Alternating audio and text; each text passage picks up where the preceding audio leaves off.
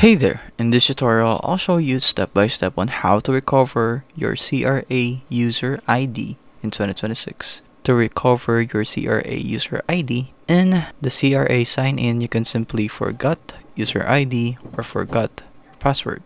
In which case it is an ID, so forgot your user ID. And here there would be instructions on how you would be able to recover it by providing your social security or social insurance number, your tax number, or your temporary tax number, your date of birth, and the amount you entered on the line is 15,000 or any benefits. After that, you can just go and next, and there we go. You would need to input your social insurance number, date of birth, the tax information, and continue with the steps. After this, it would be a screening, and after the screening, they would be giving you instructions on how you would recover it, and they would validate.